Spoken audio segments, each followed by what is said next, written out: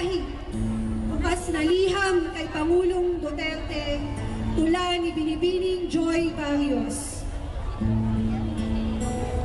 Magkaubusan na! Ito ang inyong banta.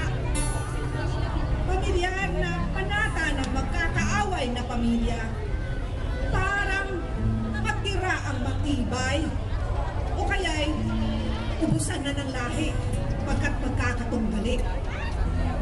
Mahaba ang kasaysayan ng pangako ng paglipol ng lahat ng revolusyonaryo. Suyurin ang bundok, sipsipin ang dagat. Bawat isa'y makukubkub, bawat kasapi malalagas. Bansagan silang bandido o aswang at ng katakutan. Tawaging terorista ang sinersigo hanggang maging katanggap-tanggap ang pagpaslang at pandarahas. Huwag! Hindi po sa tapatan ng armas ninyo mawawakasan ng himagsikan. Walang nakibaka ng para sa sarili lamang. May katwirang ipinagtatanggol, may layon na isinusulong, may buhay na ibinubuwis.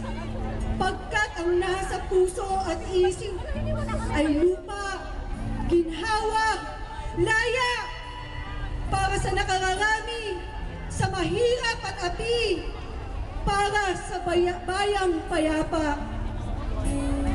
Kung tatalikod sa mesa ng pag-uusap, walang ibang hahalakhak kundi ang imperialista at pasistang nag-aabang sa inyong pagbagsak.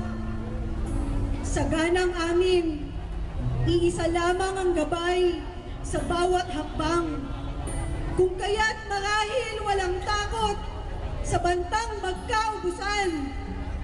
Sa masa ay maglingkod, sukdulang buhay ang kailangang ihandog, ipaghandog-handog. Ito ang panawagan, ituloy ang usapang pangkapayapaan.